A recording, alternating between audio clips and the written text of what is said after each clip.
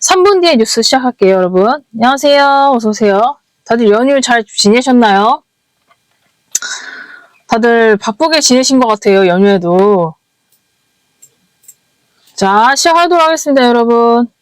이영애요? 감사합니다, 감사합니다. 저희 어머니가 이영애를 닮으셔가지고. 근데 닉네임이 귀신이 씹다 말은 너무 뭐예요?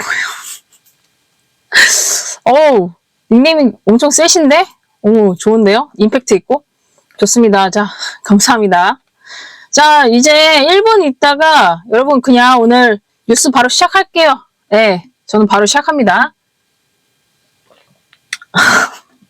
귀신이 씹다 마른 놈은 뭐예요? 아, 너무 재밌는데? 어서오세요, 어서오세요, 여러분. 2분 있다가 바로 뉴스 시작할게요, 오늘. 오늘 윤석열 전 대통령 재판도 있었고요. 그리고 러우 협상도 있었죠. 러우 협상도 있었고 또 뭐가 있었어요. 폴란드 관련해서도 중국과 갈등이 하나 있었습니다. 여러분 이거 투자하실 때 꼭 보셔야 됩니다. 또 뭐가 있었냐면요. 오늘 재밌는 일이 많았어요. 자, 우크라이나 러시아 관련해서도 많은 일들이 있었고 러시아 핵무기 관련해서도 이거 보셔야 됩니다. 이거 오늘 재밌는 그런 전망이 나왔어요. 여러분 안녕하세요. 안녕하세요. 2분 뒤에 바로 시작할게요, 여러분. 뉴스 바로 시작할게요. 그리고 미국이랑 이란 전쟁 관련해서도 오늘 충격적인 얘기가 나왔죠. 자, 이거 오늘 바로 다뤄볼게요. 주식 관련이랑 그리고 우리나라 방산 사업 그리고 오늘 조국 대표죠. 한동훈 씨의 지방선거 빅매치 관련해서도 사회 문화 그리고 전쟁, 외교 그리고 정치 관련해서 싹 다 이슈를 말아드리도록 하겠습니다. 자, 여러분 이제 시작할게요. 1분 뒤에 시작할게요. 35분에 바로 시작하겠습니다. 투자를 하실 때 중요한 이슈들이라서 바로 보셔야 돼요. 제가 말아드리겠습니다. 자, 안녕하세요. 안녕하세요. 여러분 그냥 시작할게요. 이제 착석 다 하셨죠? 여러분 잘 들리시죠? 자, 이제 시작할게요. 시작하겠습니다. 이게 만약 못 들으시면 앞에 부분 제가 이거 풀 영상을 유튜브에 올려놓을 테니까요. 이거 끝나고 올려놓을 테니까 그거 들으시면 되고 바로 시작하겠습니다. 자, 2025년 2월 19일 목요일 오후 7시경 기준으로 최근 뉴스들, 이슈들 깔끔하게 정리해 드리겠습니다. 자, 오늘 대한민국 헌정사에 매우 무거운 판결이 내려졌습니다. 여러분, 오늘 무슨 판결이 내려졌나요? 2026년 2월 19일 날 서울중앙지법 형사합의 25부는요. 내란 우두머리 혐의로 기소된 윤석열 전 대통령에게 1심 무기징역을 선고했습니다. 여러분 보셨나요? 다들 보셨을 거예요. 오늘 윤석열 전 대통령한테 1심 무기징역을 선고했어요. 그쵸? 자, 이게 무슨 의미냐면, 자, 2024년 12월 3일 비상계엄 선포 이후에 443일, 443일 만에 나온 첫 사법 판단이에요. 그쵸? 거의 1년 넘게 우리가 기다렸던 그런 판단, 사법의 판단이 나왔습니다. 우리가 생각했던 것과 비슷한지 아닌지 한번 볼게요. 자, 여러분 이 내용을 보셨어요? 윤석열 전 대통령에게 왜 이 사법부가 1심 무기징역을 선고했습니까? 자, 핵심 내용을 제가 깔끔하게 요약을 해드리겠습니다. 자, 재판부는요, 이번 사건의 핵심을 분명히 했어요. 자, 왜 윤석열 전 대통령한테 1심 무기징역을 줬냐? 12.3 비상계엄 선포와 국회 및 선관위 진입했죠. 진입 시도를 단순하게 정치적 결정이 아니라요. 국헌 문란, 목적의 폭동, 즉 내란이라고 판단을 했습니다. 약간 일찍이든 되게 의아했을 거예요. 지기현이라는 판사가 윤석열 전 대통령한테 내란이라고 판단했어요. 넌 내란을 했어. 자, 재판부는 특히 대통령 권한의 범위를 넘어선 실력 행사였으며 윤 전 대통령이 계획과 실행을 주도적으로 이끈 책임자라고 지적했습니다. 그러니까 지기현 판사는 윤석열 전 대통령, 네가 내란을 한 게 맞고 내란을 주도한 내란 우두머리가 윤석열 전 대통령 너야? 라고 말을 했어요. 굉장히 뭔가 의아하죠. 일찍이든 일찍이든 지기현이 저런 판단했어? 그리고 이찍 분들도 무기징역이라고 약간 의아했을 거예요. 그러니까 일찍이든 일찍이든 뭐지? 라고 생각하는 그런 판단이 나왔습니다. 자, 더 살펴볼게요. 자, 되게 흥미로워요. 오늘 판결이. 특히요. 검찰 특검은 무엇을 구형했을까요? 사형을 했으면 사형. 검찰 특검은요. 윤석열 전 대통령한테 사형이야 라고 얘기를 했단 말이에요. 근데 법원은 최종적으로 사형이 아니라 무기징역을 선고했습니다. 자, 네, 오늘 그 윤석열 전 대통령과 함께 누가 같이 나왔나요? 형이. 자, 김용현 전 국방부 장관 징역 30년, 노상원 전 정보사령관 징역 18년, 조지어 전 경찰청장이 징역 12년, 김봉식 전 서울경찰청장이 징역 10년, 목현태 전 국회 경비대장이 징역 3년이 나왔습니다. 다 엄청나죠? 엄청납니다. 자, 사건을 좀 정리해 볼게요. 사건을. 이번 판결이 여러분 갑작스럽게 나온 걸까요? 자, 윤석열 전 대통령의 이 1심 무기징역이 갑작스러운 게 아니에요, 사실은. 자, 사건 경과를 말씀드릴게요. 깔끔하게 정리해서 2024년 12월 14일에 국회 탄핵소추안 가결로요. 직무가 정지가 됐습니다. 그 다음 어떻게 했습니까? 2025년 4월 4일 헌법재판소가 파면 결정을 내리면서 대통령직을 상실했어요. 지금 대통령이 아니죠. 윤석열 대통령이 아니에요. 지금 대통령이 따로 있죠. 자, 이후에 내란 혐의를 포함한 형사 재판이 이어졌고요. 체포영장 집행 방해 사건 등 다른 재판에서도 이미 실형이 선고된 상황입니다. 말씀드렸죠? 5년이 선고가 됐어요. 체포 방해죄로. 자, 이번 선고는 서울중앙지법 대법정에서 진행이 됐고 우리가 생중계로 확인할 수 있었습니다. 다 봤죠, 우리가. 근데 우리가 지금 의아한 게 왜 사형이 아니라 무기징역이냐? 왜 무기징역이 선고됐을까? 윤석열 전 대통령이 살펴볼게요. 자, 법조계에서 인터뷰를 해보니까요.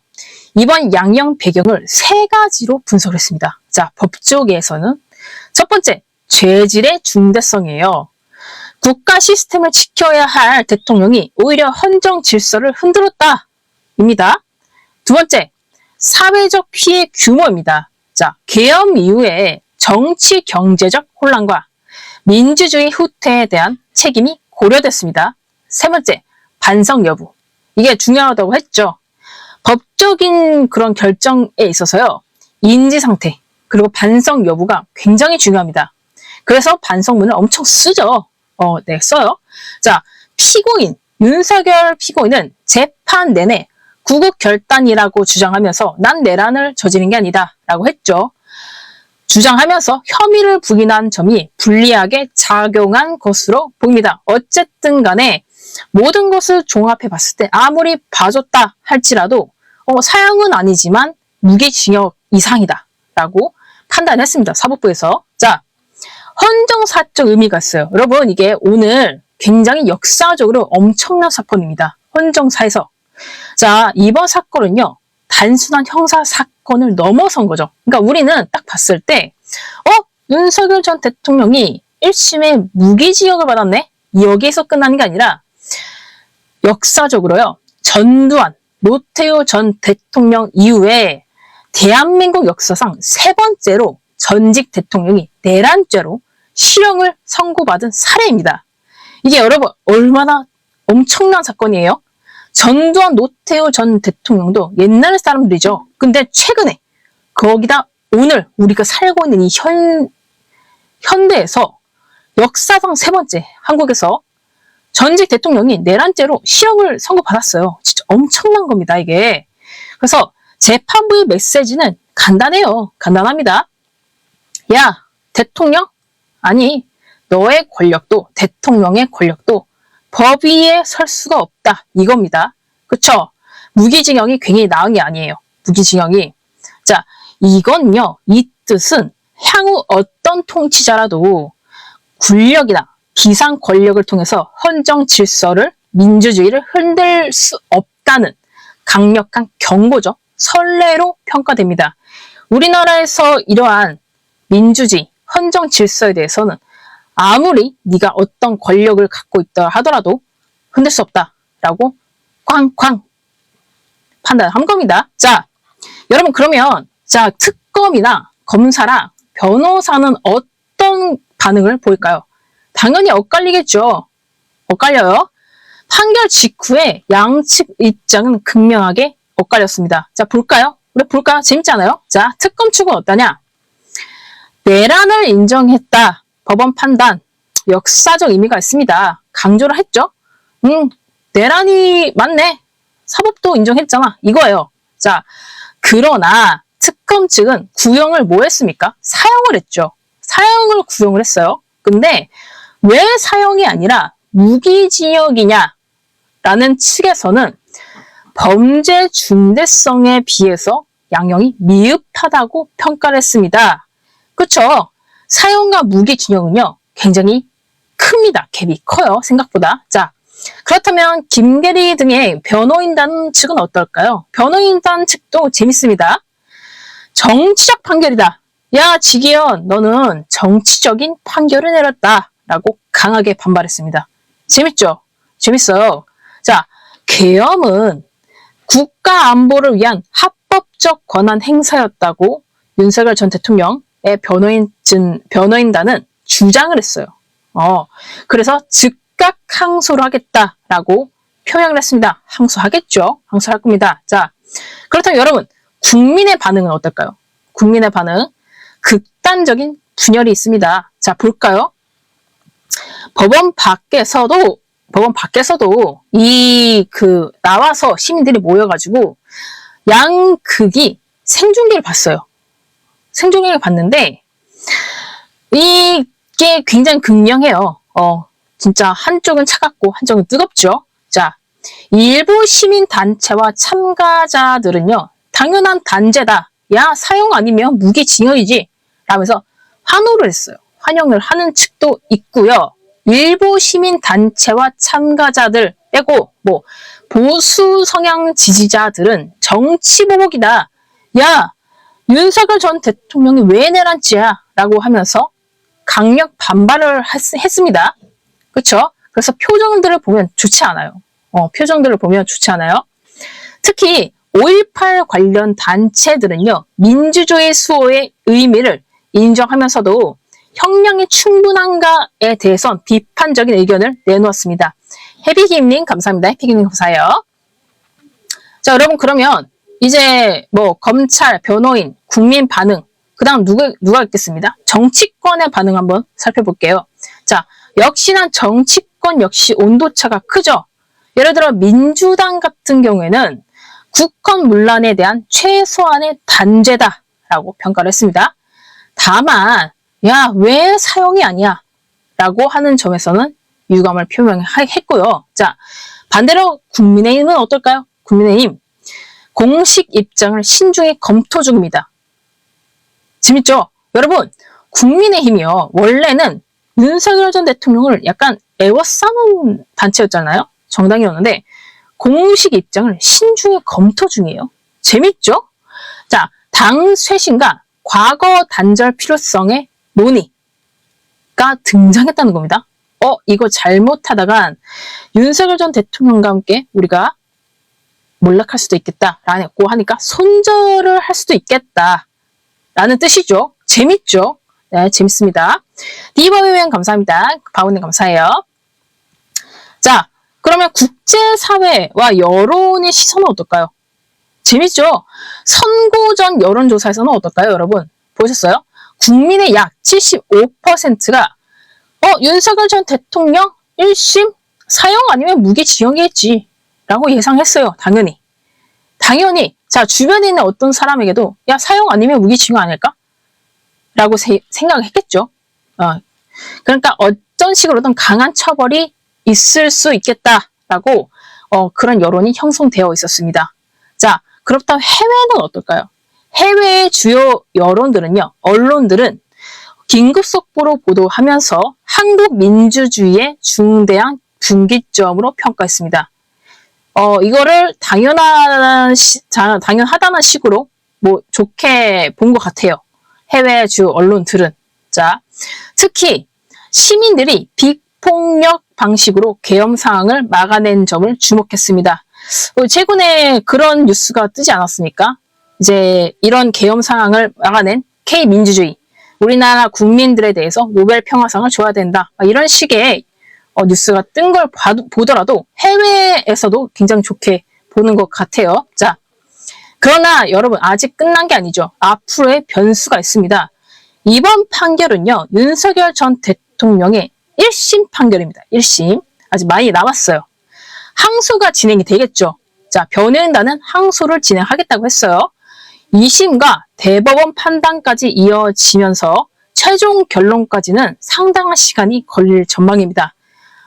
이게 길게 갈 거예요. 몇 년 갈 겁니다. 자, 하지만 이게 아무리 길게 간다고 할지라도 사법부가요. 계엄을 내란으로 규정했다는 점에서 관련 사건들과 향후 재판에도 결정적인 기준이 될 가능성이 큽니다. 아무리 뭔가 막 무기징역에서 조금 내리자 막 이런 식으로 할 수는 있어도 이게 내란이다 라고 하는 기준에 대해서는 바뀔 가능성이 거의 없다라고 보시면 될 것 같습니다. 자, 오늘 판결을 한 정치인들의 유죄 여부를 넘어서요.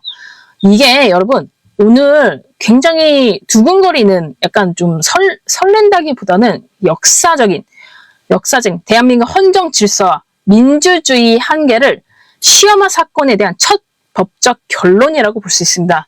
그냥 지나갈 일이 아니라는 거죠. 해프닝이 아니에요. 이게 교과서에도 실릴 내용입니다. 자, 그리고 지금부터 시작되는 것은요. 법원의 최종 판단뿐 아니라 자, 한국 사회, 해외 여론이 해피 5일 4일 감사합니다. 감사해요. 뿅뿅 감사해요. 휴빵 감사합니다. 뿅뿅 감사해요. 해피님 감사해요. 감사합니다. 자, 이 사건을 어떻게 기억하고 국민들이 정리할 것인가에 대한 또 다른 과정이라고 보시면 됩니다. 이제 여러분은 오늘 사건에 있어서 이제 우리가 이렇게 정리가 되고 있구나 라고 생각을 하시면 되고요. 그리고 이제는 국제 정세에 대해서 좀 넘어가겠습니다. 자, 두 번째 뉴스입니다. 두 번째 뉴스. 만약에 앞부분 못 보신 분들은요. 제가 유튜브에 풀 영상을 올릴 거니까 나중에 보시면 되고. 자, 지금 국제 정세가 전쟁 직전 단계라는 평가까지 나오고 있습니다. 제가 세코 아빠님 감사합니다. 뿅, 파 감사해요. 펑클 감사해요. 뿅뿅 감사합니다. 펑클 많이 해주면 많이 말씀드릴게요. 감사합니다. 자, 제가 누누이 말씀드렸죠. 작년부터 제가 말씀드렸어요. 지금 세계대전이 일어날 것 같다. 역사적인 시점이나 역사적인 패턴 등을 봤을 때, 자, 제 말대로 되고 있죠. 되고 있어요. 자, 그 기점이 뭐가 있습니까? 우리가 여기에 대해서 체감할 수 있는 사건이 뭐예요? 미국과 이란의 갈등이죠. 그렇죠? 여러분, 오늘도 뉴스가 나왔어요. 자, 이 미국과 이란의 갈등이 임계점에 도달하면서 중동은 물론요. 자, 한국 안보와 경제까지 그리고 투자자들도 직접적인 영향을 받는 상황입니다. 자, 오늘 영상에서 지금 이 뉴스에서 미국, 이란 전면전 가능성, 두 번째, 미국, 이스라엘 공동 군사작전 시나리오, 세 번째, 한국 경제와 안보 영향, 네 번째, 미국의 한국 역할 확대 전략, 다섯 번째, 그리고 핵무장 논의까지 한 번에 정리해 드릴게요. 여러분, 이거 투자하시면서 꼭 들으셔야 됩니다. 자, 제가 최근 오늘 7시 기준으로 라이브 기준으로 제가 바로 말씀드린 것이기 때문에 이거 들으시면 오늘 뉴스는 다 들으신 거예요. 자, 첫 번째. 오늘 무슨 뉴스가 나왔습니까? 트럼프가요. 2주 최후 통첩을 이란에게 날렸습니다. 공포의 카운트다운 시작이에요. 공포스럽죠? 공포스러워요. 자, 현재 미국은요, 트럼프는 이란에 사실상의 최후 통첩을 보냈습니다. 드디어 보냈어요. 핵심 요구가 뭐냐? 지역게 들었는데 세 가지죠. 첫 번째, 핵무기 개발 즉각 중단. 두 번째, 탄도미사일 개발 금지. 세 번째, 중동 내 무장 세력 지원 중단. 그리고 조건은 단 하나예요. 야, 이란, 2주 안에 구체적인 핵 폐기 답변을 제출하라. 이 시한이 끝나면 외교가 아닌 군사 행동으로 바로 넘어갈 거야. 이란 너네 불꽃 축제 보게 될 거야. 라고 말을 했어요. 말을 했습니다. 자, 여러분 지금 미국이 어떻게 하고 있습니까? 제가 말씀드렸죠. 지금 미국은요, 애초에 이란에 대해서 협상이 아니라 협박을 하고 있다고 말씀드렸어요. 그래서 이란이 이걸 받아들일 가능성, 쉽게 받아들일 수 없는 상황이라고도 말씀드렸습니다. 자, 지금 미국이요, 중동에 항공모함 2척, 그리고 수백 대의 전투기를 직결시켰어요. 수백 대요. 자, 이라크전 이후에 최대 규모의 전력이 전개된 상태입니다. 그냥 박살을 내버리겠다는 거죠. 미국이 이란을 박살을 내겠다고 말하고 있어요. 백악관 내부에서는요, 전쟁 발생 확률을 몇 %라고 했습니까? 백악관에서는 야, 전쟁 90% 수준으로 올라갔어 라고 그렇게 관측을 했어요. 우리가 전문가들이 한 게 아니라 백악관 내부에서요, 전쟁 발생 확률을 90%라고 했습니다. 충격입니다, 여러분. 이거 그냥 들으시면 안 돼요. 이렇게 90%면 거의 100%라는 건데 이게 쉽게 넘어갈 수치가 아니에요. 자, 보시죠. 자, 지금 여러분 어떤 상태냐? 히히님 감사합니다. 뿅, 파, 감사해요. 뿅뿅, 감사해요. 모님 감사합니다. 뿅뿅, 감사합니다. 댓글 많이 해주세요. 감사합니다. 감사해요. 감사합니다.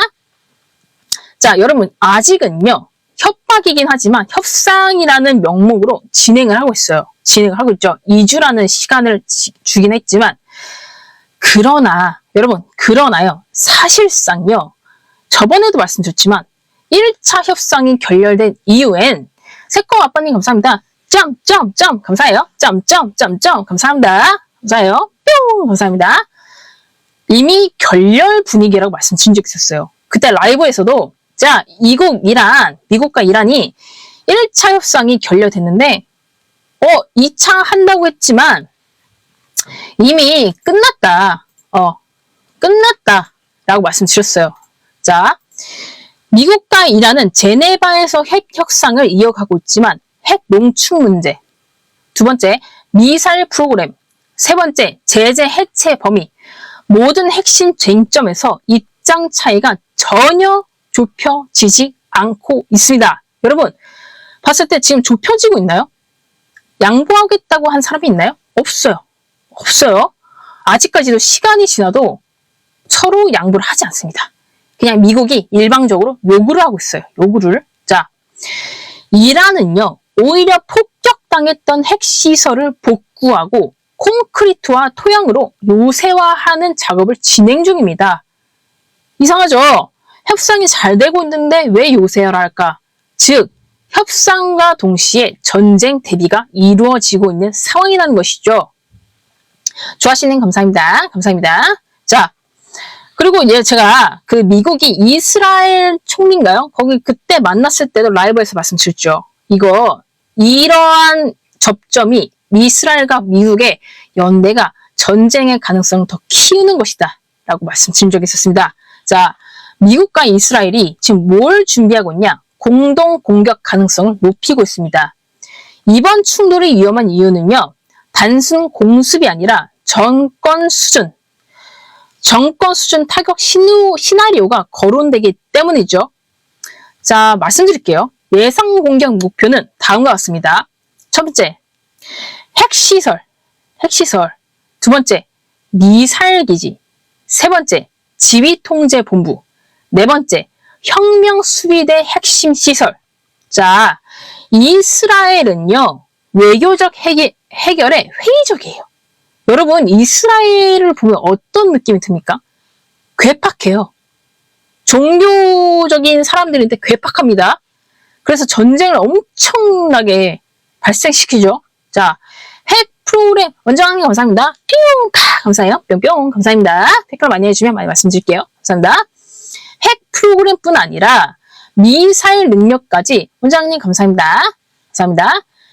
미사일 능력까지 완전 해체해야 한다는 강경한 입장을 유지하고 있습니다. 군 내부에서는요, 이미 수일 내 전쟁 개시 시나리오까지 준비가 됐어요. 여러분, 준비하고 있는 게 아니에요.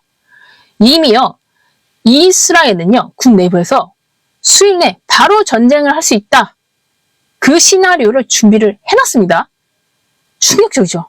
자, 시장은 어떨까요, 여러분? 시장은요, 이미 전쟁을 반영 중이에요. 여러분, 그 유가 보셨어요? 유가? 투자하시는 분들 유가, 인베스팅 보면 유가가 보이지 않습니까? 전쟁 가능성이 진짜 가시화되자 국제 유가가 즉각 반응했습니다. 즉각. YTI 유가가 단기간에 4% 이상 급등을 했고요. 금과 달러 등 안전자산 수요가 또 다시 빠르게 증가하고 있어요. 오히려. 최근에는 폭락을 했다가 다시 증가하고 있습니다. 문제는 여기서 끝이 아니죠. 만약 전면전이 발생하면요, 세계 석유 물동량의 약 20%가 지나가는 호르무즈 해협, 앞으로 엄청 지겹게 들으실 거예요. 호르무즈 해협이 봉쇄될 수 있다는 점이 엄청나게 큰 타격을 줄 것입니다. 주바라기님 감사합니다. 뿅! 파! 감사해요. 뿅뿅! 감사합니다.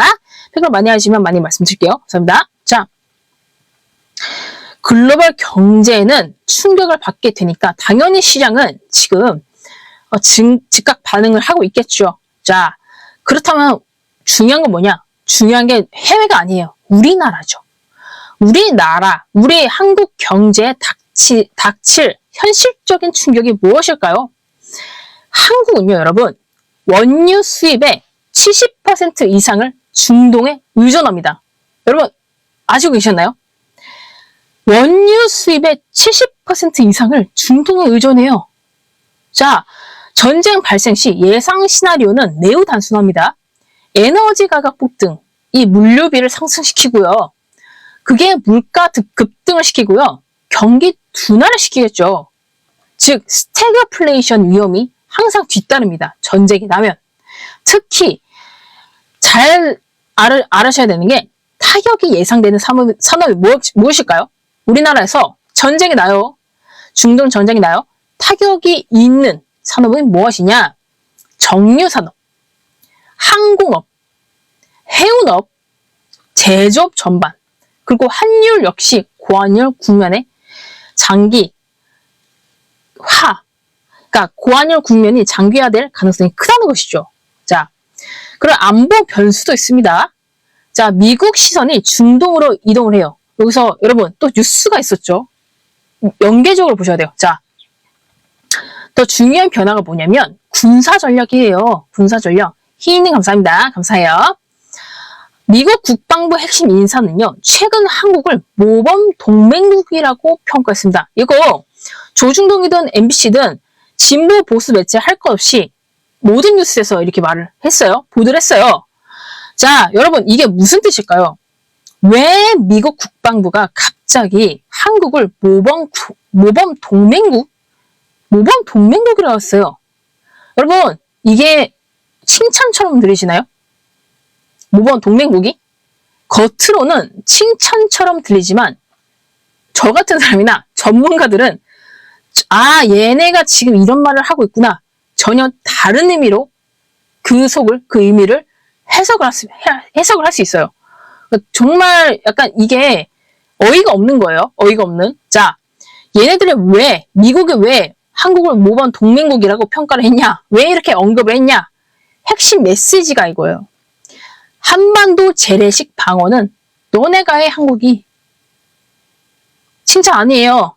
즉, 미국이 주한미군이 있지 않습니까? 그리고 앞으로 만약에 전쟁이 나면 한국을 좀 도와주는 약간 안보 동맹 같은 그런 느낌이었는데 미군은 전략 자산의 중심 지원이었고 지상 방어 부담은 한국이 확대해야 된다. 라고 이제 얘네들이 구조를 변화시키려고 하는 거예요. 자, 다시 설명해 드릴게요.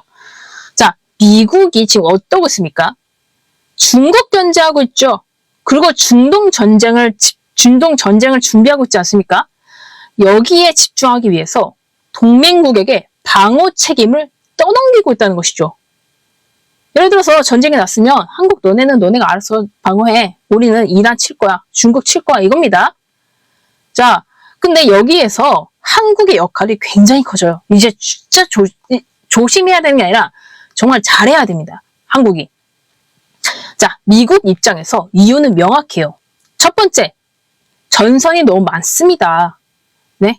미국이 중국, 이란, 러시아까지 동시에 대응해야 돼요. 적들이 너무 많죠. 둘째, 비용 문제가 있습니다. 미국 입장에서. 동맹국이 스스로 방어 비용을 더 부담하길 원해요. 그래서 트럼프가 항상 얘기하는 게 있지 않습니까? 야, 너네, 군비 같은 거, 그거 한국이 좀 더 부담해라. 맨날 그러죠. 맨날. 자, 세 번째, 전략적 유연성 확보죠. 확보. 필요하면 주한미군을 다른 전장으로 이동시키기 위한 구조입니다. 제가 저번 주엔가 라이브에서 말씀드린 적이 있었어요. 주한미군은요, 여러분, 주한미군은 대한민국의 말을 따르는 사람들이 아닙니다. 커피콩아님 감사합니다. 퓨, 파, 감사해요. 뿅뿅, 감사합니다. 댓글 많이 해주시면 많이 말씀드릴게요. 자, 감사해요. 감사합니다. 자, 제가 말씀드렸죠. 옛날에도 주한미군이요, 이란을 공격하러 갈 때 한국 정부나 한국 대통령에게 말을 하지 않았어요. 말을 하지 않아요. 독립적인 애들입니다. 주한미군이. 안혜스님 감사합니다. 퓨, 파, 감사해요. 뿅뿅, 감사합니다. 댓글 많이 해주시면 많이 말씀드릴게요. 감사합니다. 그래서 여러분, 주한미군이 오로지 우리 편이고 우리를 다 보호해줄 거야. 이게 아니에요. 얘네들은요, 오로지 미국을 위해서 움직이는 애들입니다. 우리를 지켜주는 이유도, 우리에게 영향력을 끼치는 이유도 미국의 패권, 영향력을 위해서입니다. 그래서 만약에 이란을 공격한다. 우리한테 아무런 이재명 대통령도 모르게 이동할 수도 있어요. 바로 그냥 갈 수도 있습니다. 자, 그러니까 이러한 흐름은 결국 전작권 전환 가속화. 그렇죠. 우리는 우리가 지켜야 된다. 한국은 우리 스스로 지켜야 된다. 방위비 분담에 이제 압박이 오겠죠. 압박이 오고 국방비가 증가로 이어질 가능성이 큽니다. 그러니까 제가 자꾸 우리 정부한테 국방에 신경을 써라 라고 하는 게 예산을 이제는 국방에 더 쓸 수밖에 없어요. 왜냐? 안 지켜줘요. 미국이 지금 바빠요. 중국, 이란, 러시아까지 지금 다 싸워야 되기 때문에 주한미군 뺄 수 있어요. 그러니까 우리는 이제 바쁩니다. 바쁘고 이제 예산을 더 써야 된다. 국방에. 어쩔 수 없이. 자, 그리고 마지막으로 좀 말씀드릴 게, 여러분, 한국의 핵 잠재력. 여러분, 전작권이 있으려면, 우리가 국방력이 있으려면 뭐가 있으면 좋을까요? 핵이 있으면 좋죠. 핵. 자, 최근 가장 민감한 변화가 여기에요. 이 이슈 우리 꼭 다뤄야 됩니다. 미국은 남풍 불 때 너에게는 감사합니다. 퓨, 파, 감사해요. 뿅뿅, 감사합니다. 댓글 많이 해주면 많이 말씀드릴게요. 감사합니다. 자, 미국은 공식적으로요, 핵무장을 지지하진 않아요. 그쵸? 지금 러시아한테 하는 것도 그렇고, 이란에 하는 것도 그렇고, 미국은요, 다른 나라들의, 특히나 나를 적대시할 수 있는 나라들에 대해서, 특히나 중국에 힘을 줄 수 있는 나라들에 대해서 핵을 좀 축소시키려고 해요. 그쵸? 우리나라가 만약에 우리 자체적인 핵 개발할 거야 라고 하면 안 좋아할 가능성이 매우 큽니다. 그렇지만 우라늄 농축, 사용 후 핵 연료, 이거 발음이 어렵네. 사용 후 핵 연료 재처리, 핵 추진 잠수함 등등등등 한번 생각해 보세요. 사실상 허용하는 방향으로 협의가 진행되고 있다는 것이죠. 전진을 하고 있어요, 우리는. 전진을. 자, 이재명 대통령이 아무리 야, 미국이 그걸 좋아하겠냐라고 우리는 자체적 핵, 그건 아닌 것 같은데. 남풍 불 때 너에게님 감사합니다. 감사합니다. 감사합니다. 5개 감사합니다. 점핑, 점핑. 감사합니다. 감사합니다. 감사합니다. 감사합니다. 남풍군님 감사합니다. 감사합니다. 감사합니다. 남풍군님 감사합니다. 감사합니다. 감사합니다. 자, 말은 그렇게 하지만 사실은 거기에 대해서도 굉장히 신경을 쓰었기 때문에 핵 추진 잠수함을 꺼냈겠죠. 그쵸? 이게 대통령이라고 해서 대놓고 말을 할 수 없는 게 있어요. 그렇잖아요. 막 국민들한테 야, 우리 핵 자체적으로 개발할 거야 라고 막 공공연하게 만들어요. 막 말해요. 안 좋아요. 안 좋아하겠죠, 미국이. 그러니까 겉으로는 우린 그런 생각 없는데 하면서 이런 식으로 핵 추진 잠수함 이런 걸 하나씩 따온다고요. 따온다고. 이게 뭐냐면 핵 관련한 핵 자체적 개발의 스텝이에요. 스텝이에요. 자, 죄송합니다. 자, 여러분, 미국이요. 우려는 농축, 사용 후 핵 연료 재처리, 핵 추진 잠수함 등등 이거를 허용을 해줬어요. 이게 무슨 뜻이냐? 당장 핵 무기를 만들라는 건 아니죠. 당연히 미국이. 그러나 언제든 만들 수 있는 상태, 즉 핵 잠재력을 갖추는 단계로 해석이 된다는 것입니다. 우리가 아예 만들지 못할 가능성은 아예 만들지 못하는 그 0%가 아니라는 거예요. 우리도 언젠가는 핵을 가질 수 있다. 이 생각을 항상 가지고 있어야 됩니다. 자, 전략적으로는요. 북한 억제, 중국 압박, 미국 부담 감소 이 세 가지 효과를 노리는 카드가 될 수도 있다는 것이죠. 만약 진짜 미국이 주한미군이나 다 빼야 돼요. 그럴 경우에 미국이 급하잖아요. 급해요. 그러면 당연히 안보에 중요한 동맹 우리한테 있어서 야, 너네 중국을 좀 견제해 줄게. 대신 핵을 자체적으로 개발할 수 있게끔 허용해줘. 라고 했을 때 할 수도 있어요. 진짜로 이거는 가능성이 있습니다. 우리도 할 수 있어요. 자, 왜냐? 북한이 지금 러시아랑 중국이랑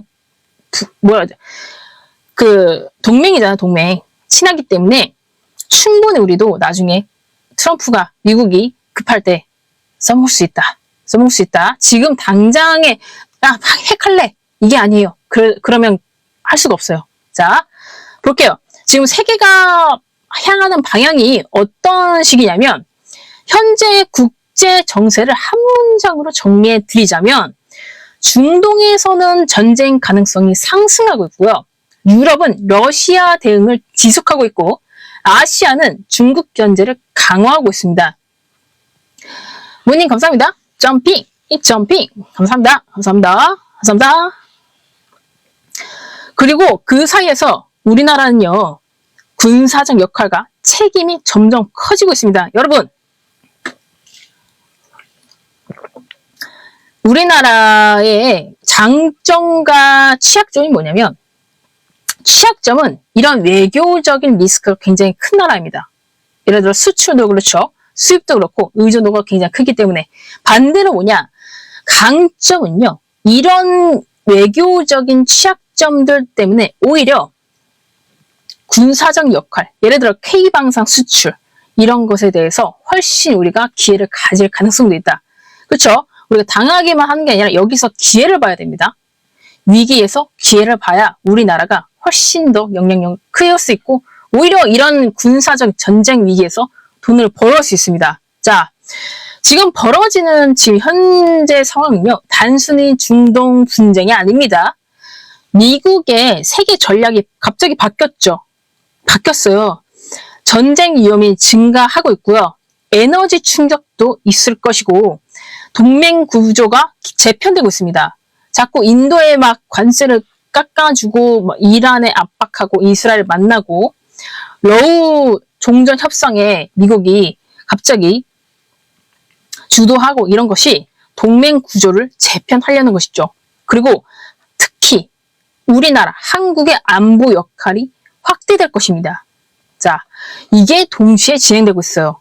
재밌습니다. 재밌어요. 전략적으로 보시면 좋습니다. 자, 근데 앞으로 2주, 이란이 어떤 답을 내놓느냐에 따라 세계 경제와 안보 질서가 완전히 다른 방향으로 움직일 가능성도 충분히 있습니다. 그래서 우리가 지금 약간 어떻게 움직일 것인지 완전히 예상을 확신을 못하는 게 이런 것들이죠. 너무 빠르게 변화하고 있어요.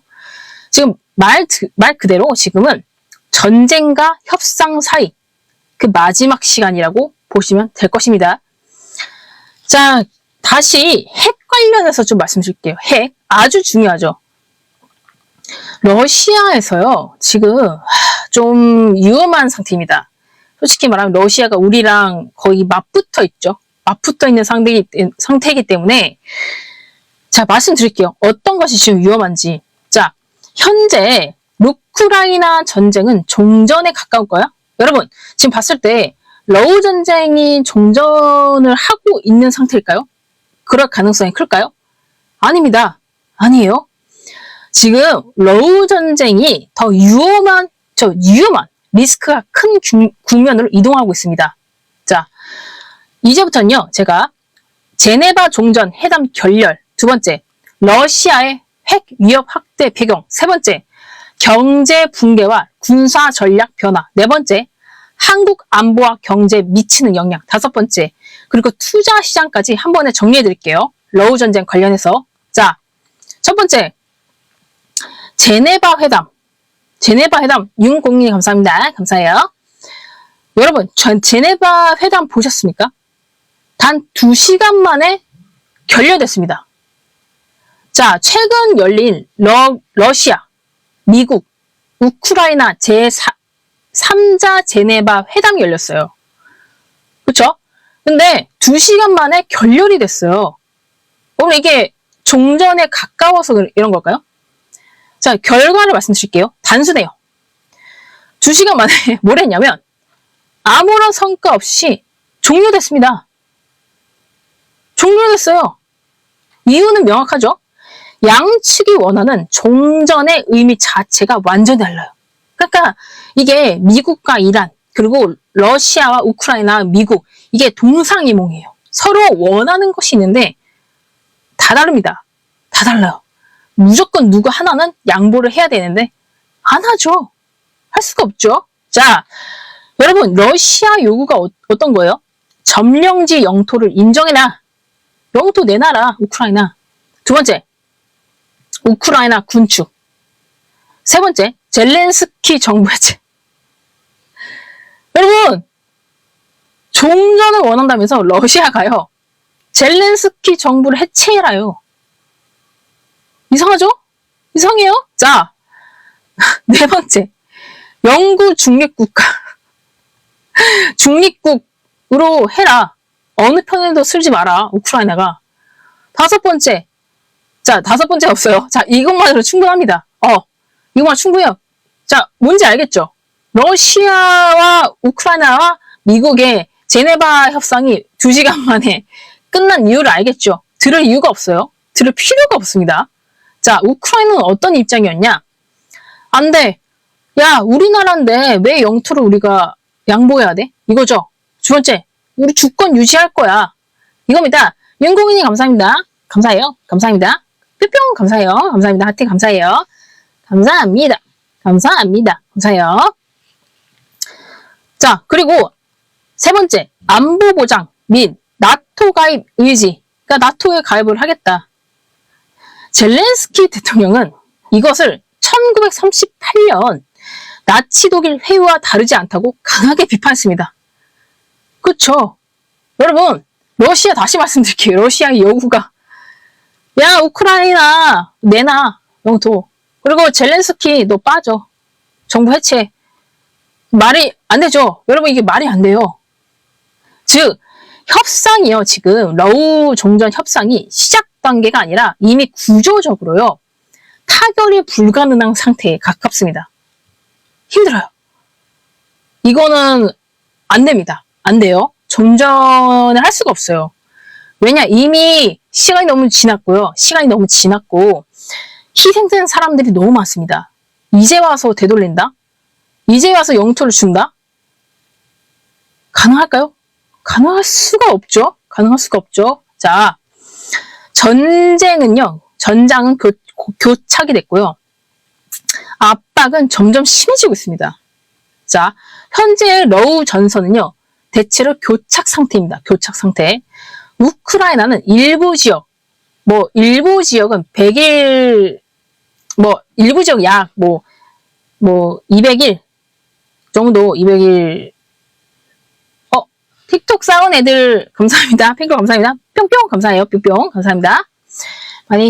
팬클럽 많이 해주시면 많이 말씀드릴게요. 자, 우크라이나는 일부 지역을 탈환했는데, 제가 오타가 해서 죄송해요. 자, 러시아는 다른 방식으로 압박하고 있죠. 자, 바로 러시아가 요즘 뭐를 건드리고 있습니까? 에너지 인프라 공격을 하고 있어요. 전력망을 집중 타격을 하면서 대규모 정전, 산업 생산 차질, 민간 생활 붕괴를 유도하고 있습니다. DYA 바원님 감사해요. 감사합니다. 전쟁이 군사전이 아니라 경제, 사회 붕괴전으로 변하고 있는 것이죠. 자, 그럼 미국은요, 그 사이 꼈잖아요. 어떤 변화를 나타냈을까요? 현실적인 타협을 해라. 이러고 있어요. 현실적인 타협을 해라. 자기 일이 아니니까. 자, 최근 미국 내부에서는요, 러우의 빠른 종전을 위해서 우크라이나에 어떠고 있냐면 미국이 말씀드릴게요. 미국은 트럼프는요, 우크라이나에 젤렌스키한테 야, 빨리 러시아의 영토 양보해. 이러고 있습니다. 여러분 알고 계셨나요? 지금 미국에서 어떤 짓을 하고 있냐? 우크라이나에 러시아한테 영토를 양보하려고 하고 있어요. 제정신이 아니죠? 이게 여러분 우크라이나 입장에서 좋은 신호가 아니죠. 우리는 우크라이나 입장에서는 미국의 힘을 입어서 종전을 하려고 했는데 아닌 거예요. 내 편이 아닌 거예요. 자, 왜냐?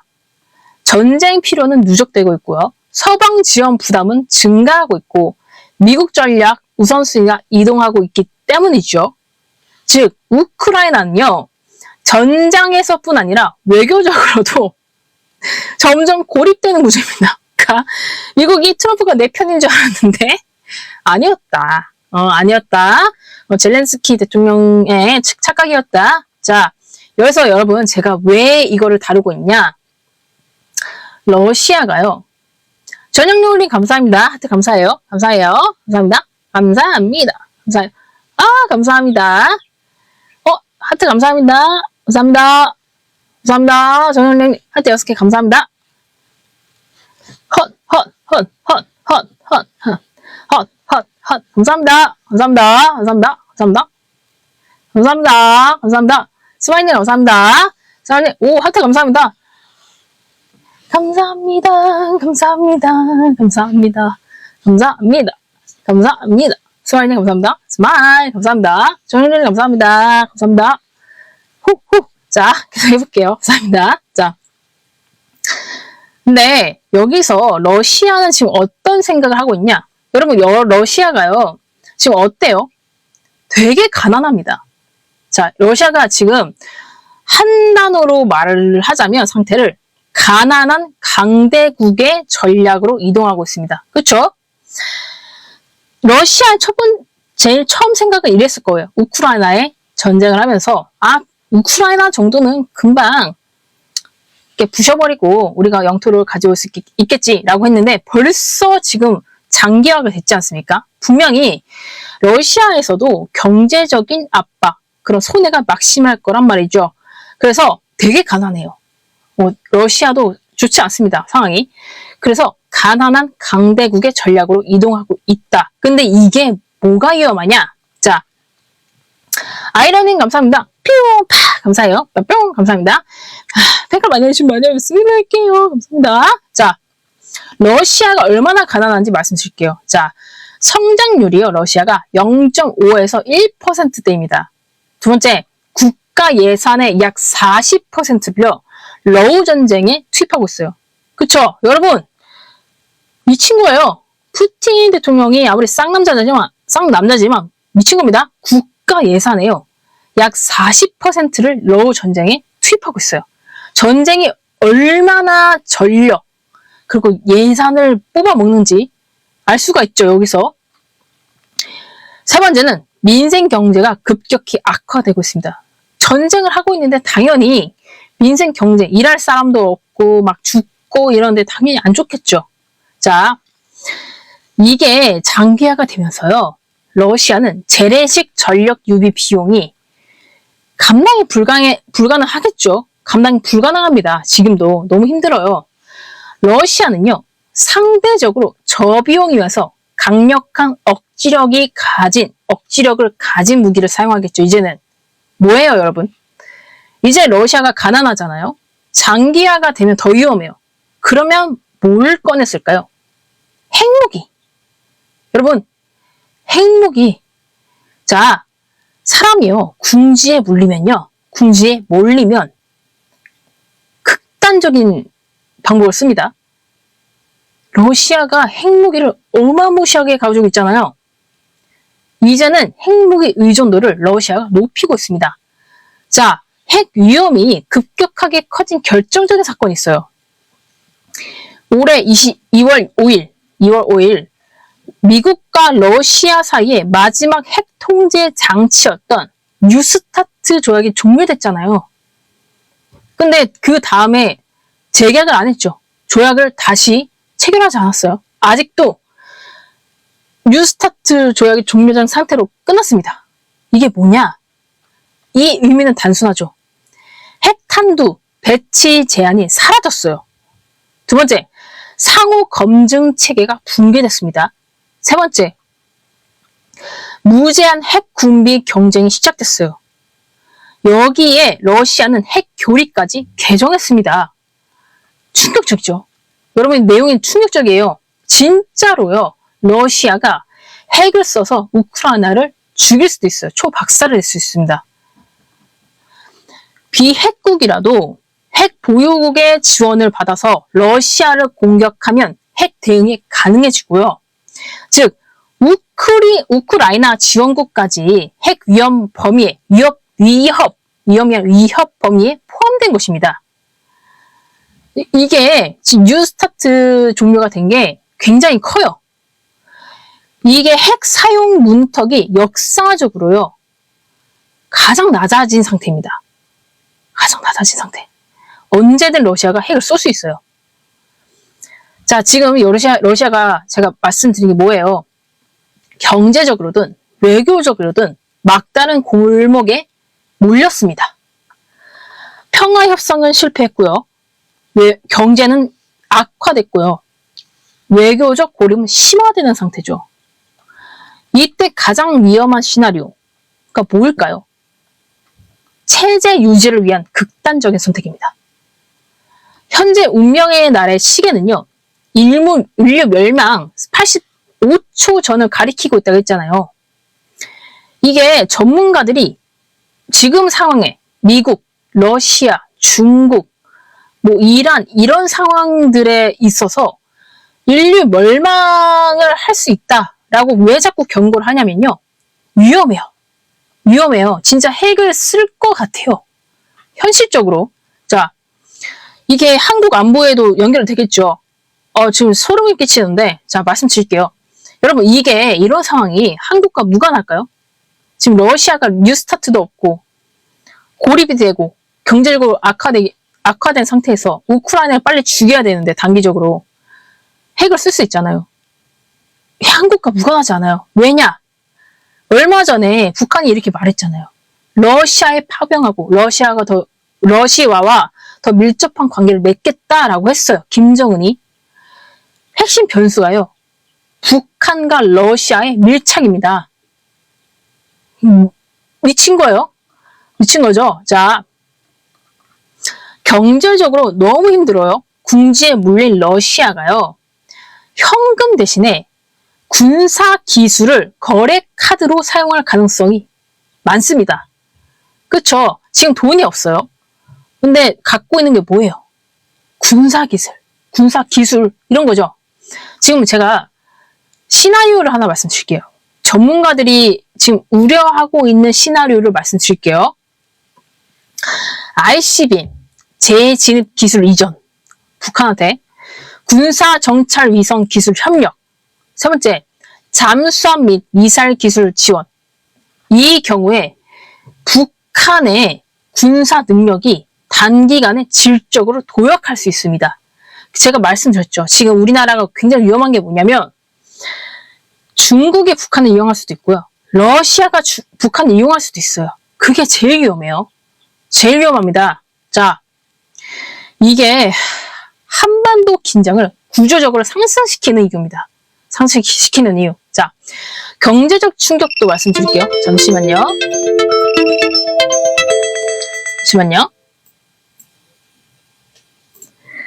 이게 인증하는 게 중간에 있어가지고 왜 이러노? 감사합니다. 다시 시작할게요. 자, 틱톡에 이런 게 있네요. 중간에. 자, 에너지와 공급망. 아까 말씀드렸죠. 러시아가 지금 전쟁 국면에서 뭘 무기로 사용하고 있나요? 에너지죠. 에너지.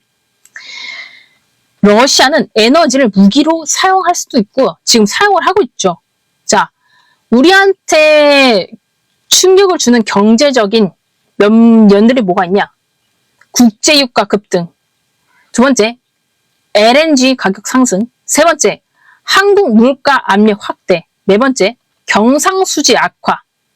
여기서 또 하나의 문제가 뭐냐? 핵심 광물입니다. 얼마 전에 그 외교부와 정부에서 히토르를 매집했지 않습니까? 이런 우려들 때문에 그렇습니다. 왜냐? 그런 전쟁이 날 경우에 이런 자원적인 것들을 무기화할 경우에 우리는 히토리를 꼭 써야 되는 나라예요. 삼성전자, SK하이닉스, 반도체지 않습니까? 여기에 꼭 들어가야 되는 게 광물이기 때문에 정부에서 최근에 그렇게 갑자기 매집을 한 거죠. 자, 행복기장님 감사합니다. 뿅! 파! 감사해요. 뿅뿅! 감사합니다. 댓글 많이 해주시면 많이 말씀드릴게요. 감사합니다. 자, 러시아는요, 무슨 핵심 광물을 가지고 있냐? 이거 알아두시면 좋아요. 니켈과 팔라듐의 주요 생산국입니다. 니켈 많이 들어보셨죠? 네. 만약에 이 광물에 있어서 공급에 차질이 발생한다. 첫 번째, 배터리 산업. 우리나라 2차 전지 있지 않습니까? 뭐, 포스코라든가, 뭐, 에코그린, 코사게, 이런 배터리 산업, 2차 전지. 자, 배터리 산업에 문제가 되고요. 두 번째, 자동차 산업. 현대차 같은, 기아차 같은. 세 번째, 반도체 소재 공급망. SK하이닉스나 삼성전자까지 다 전방위적으로 영향을 받게 됩니다. 우리나라의 주요 산업들이 다 영향을 받아요. 위험하죠. 위험합니다. 자, 한국에 있어서요. 외교가 정말 중요한데 역사적으로 조선시대도 마찬가지고 삼국지 시대도 마찬가지고 지금도 마찬가지고 지형적으로 외교가 엄청 뛰어나야 돼요. 우리나라. 근데 지금 외교적인 딜레마에 있습니다. 왜냐? 앞으로 한국은요. 계산을 정말 잘해야 돼요. 세심하게. 어려운 선택에 놓일 가능성이 커요. 외교적으로. 자, 말씀드릴게요. 미국과 나토는요. 우크라이나 무기 지원 확대를 요구할 수 있고요. 두 번째, 수용 시에는 우리가 러시아와의 관계, 붕괴가 될 수 있고 거부 시에는 한미 동맹 부담의 증가가 될 수 있습니다. 즉, 외교, 안보 균형이 매우 어려운 국면이에요. 그렇죠? 이러지도 못하고 저러지도 못해요. 자, 투자 시장에서의 벌어지는 변화를 말씀드릴게요. 투자 시장에서. 우리는 다 투자자이기 때문에 말씀드릴게요. 지정학적 위기는 시장 구조도 바꾸고 있습니다. 지금 어떻게 바뀌고 있냐? 자, 첫 번째, 방산주. 오늘 하나 시스템인가 하나 에어 둘 다 올라갔죠? 자, 방산주요. 안보 위기의 상승은요. 수요를 증가시킵니다. 그렇죠? 캐나다에서도 잠수함 보러 오지 않았습니까? 그렇죠? K방산 수출 기대가 확대됩니다. 우리 K방산이 뛰어나기 때문에. 두 번째, 동유럽 재무장 수요가 증가합니다. 유럽에서요. K방산을 굉장히 좋아해요. 자, 방산주는 역설적으로 상승 압력을 받습니다. 성산력. 그래서 굉장히 지금 국제 정세가 안 좋은데 방산이 오른 게 그것 때문이죠. 자, 다음 에너지 원자재 부분도 말씀드릴게요. 공급망이 불안하면 급등락이 반복됩니다. 자, 국제유가 급등락이 막 4%씩 왔다 갔다 하죠. 에너지 가격 변동성이 커지고 관련 종목도 단기 급등 패턴이 나타나겠죠. 그렇죠? 원자재, 특히 뭐 금이나 은이나 뭐 유가나 이런 것들, 구리나 이런 것들이 급락을 할 수 있다라는 말씀이고요. 자, IT 수출 산업 관련해서 말씀드릴게요. 원가가 상승합니다. 우리한테 안 좋아요. 원가가 상승해서 또 거기다가 소비가 둔화되겠죠. 다 힘드니까 불안하고 다 이제 소비도 방어적으로 하게 되니까. 그래서 왜 제가 옛날부터 어떤 나라든 국제적으로 어떤 나라에서든 전쟁이 나면 우리나라에 안 좋다라고 말씀드린 게 제조업과 반도체 중심의 우리나라에서는 지정학적 리스크에 가장 취약한 영역이 바로 우리나라 같은 사람들, 우리나라의 가장 주요한 산업들이기 때문에 그렇게 말씀드린 겁니다. 자, 환율이요. 우리나라 환율도 굉장히 좀 민감하죠. 위기가 심화되면 달러가 강세가 됩니다. 그러니까 패권국의 그런 지폐, 화폐의 가치가 몰빵돼요. 원화 약세와 외국인 자금 이탈 가능성이 커지겠죠. 결론적으로는 지금 어떤 상태냐? 그냥 말씀드릴게요. 노골적으로 전쟁보다 위험한 단계다. 전쟁보다 위험합니다. 그리고 더 힘들어요. AAA님 감사합니다. 감사해요. 지금 상황의 핵심은요. 전쟁이 끝나지 않는다는 점이 아닙니다. 지금 제일 위험한 게 뭐냐면 핵 통제 체제가 붕괴됐다는 거예요. 그러니까 러시아가 전영룡님 감사합니다. 감사해요. 이제 러시아가 핵을 쏠 수도 있어요. 실제로 점점 더 그럴 우려가 많다고 말하고 있어요. 자, 경제 위기의 군사화. 그렇죠. 경제 위기가 있는 국가일수록 극단적인 결정을 할 가능성이 큽니다. 그렇죠? 히틀러 보십시오. 극단적으로 가잖아요. 이게 뭔가 심리적으로, 경제적으로 몰리면 전쟁을 한다고. 전쟁을. 핵무기 쏘고.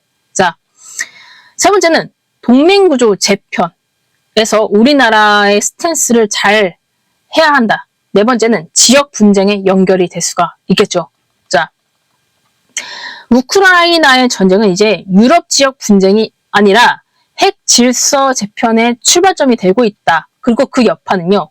당연히 한국의 안보, 경제, 투자 시장까지 이미 직접적으로 연결되고 있고 영향을 주고 있습니다. 지금 세계는, 지금 국제 정세는요. 평화협상 국면이 아니며 명분으로는 대외적으로는 우린 평화협상인데 종전협상인데 이러지만 아니에요. 전혀 아닙니다. 반대예요. 반대. 지금은 새로운 냉전과 핵 경쟁 시대로 진입하는 문턱에 서 있다는 겁니다. 우리가 결정한 거 뭡니까? 우리도 자체적인 핵, 전자권 이런 거 잘 해야겠죠. 그리고 북한에 대해서 전쟁을 하고 싶지 않다는 시그널을 보내되 분명 경계해야 할 건 경계를 해야 한다는 것이죠. 자, 그리고 여러분 지금 미국과 러시아 봤죠? 그 북한도 봤습니다.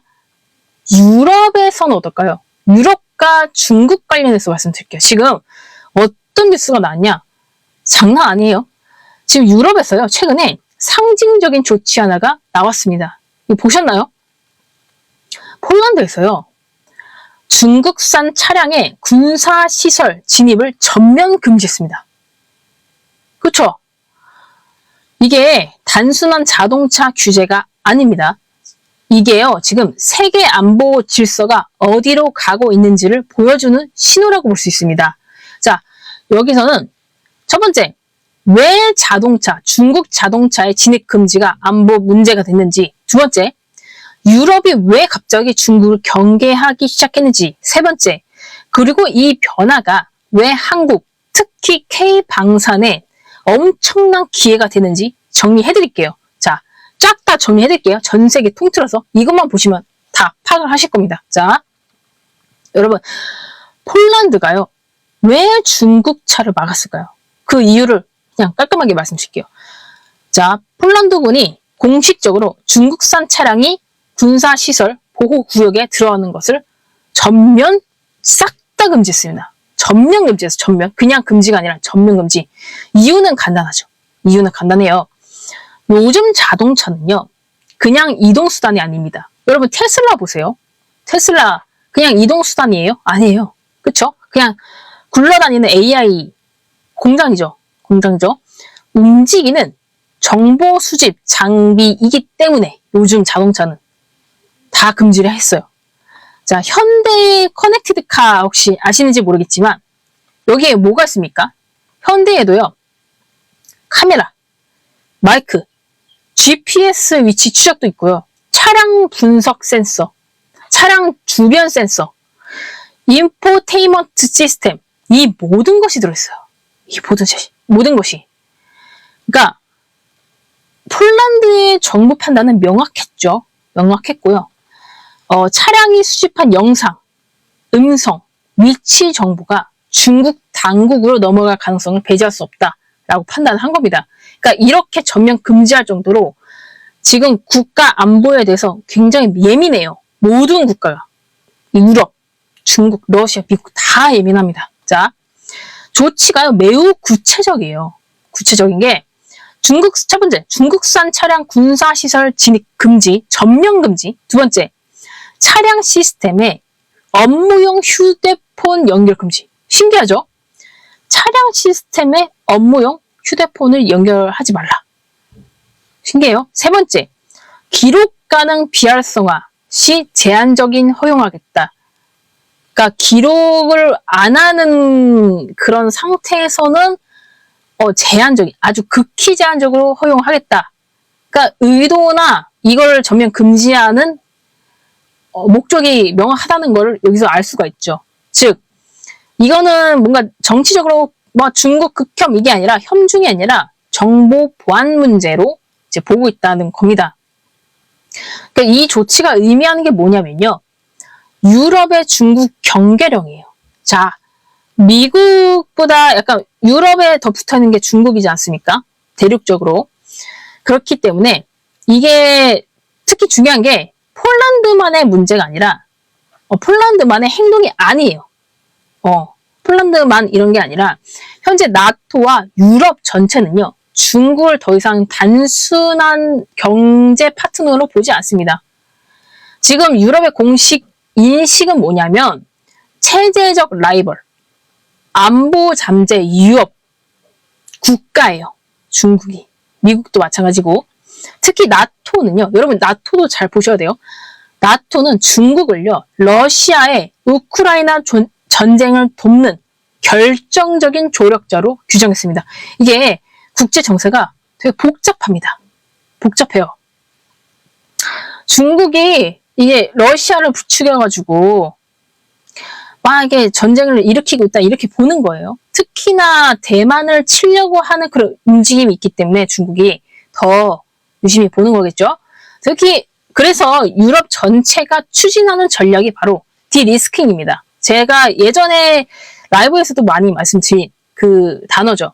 즉 중국의 의존을 줄이고요. 공급망을 분산하고 핵심 인프라에서 중국의 영향을 제거하고 자급자족할 수 있는 유럽 연합을 만들자가 이들의 뭔가 목표죠. 원래부터 좀 그랬죠. 제가 예전에 좀 상세하게 말씀드린 적이 있었어요. 뭐 의료 체계라든가 의료 시스템이라든가 뭐 풍력 태양력이라든가 아니면 뭐 돼지고기라든가 이런 부분에 있어서 유럽과 중국이 원래부터가 조금 갈등이 있었는데 이제는 그 전쟁 대비 때문에 이런 안보 체계에서도 중국차에 대해서 좀 약간 금지를 하고 있다는 겁니다. 5G, 항만, 데이터, 그리고 이제는 자동차까지 포함이 됐어요.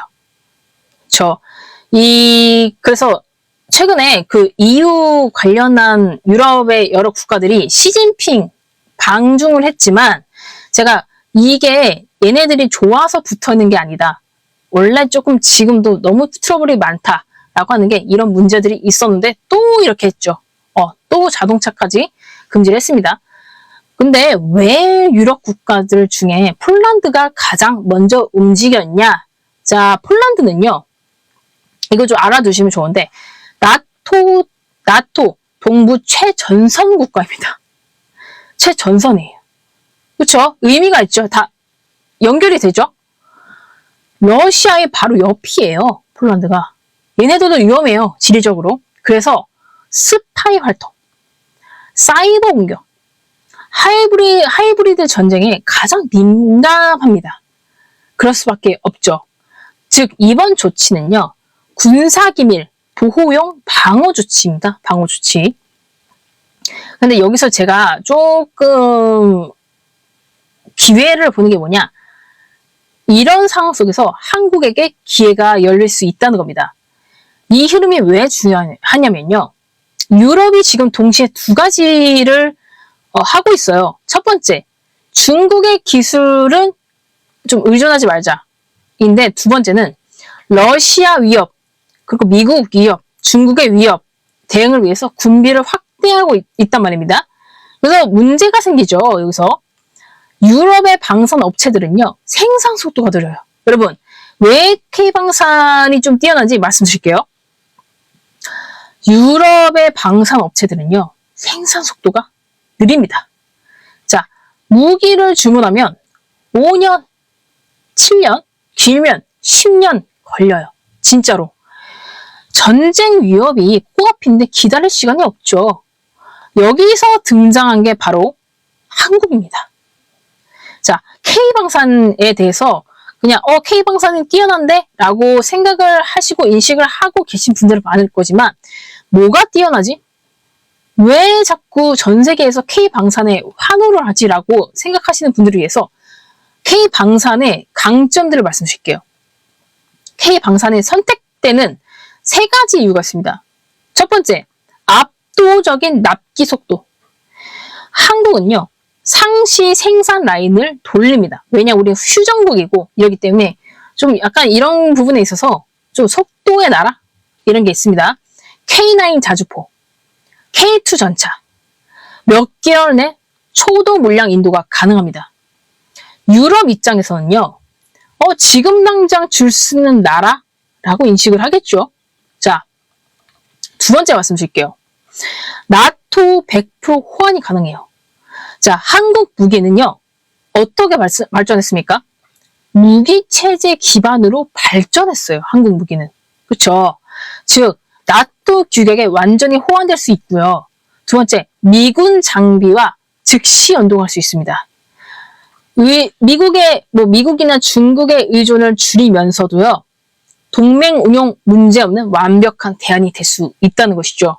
자, 세 번째 말씀드릴게요. 기술 이전과 현지 생산이라는 강점이 있습니다. 자, 미국은요, 기술 이전에 매우 제한적인데요.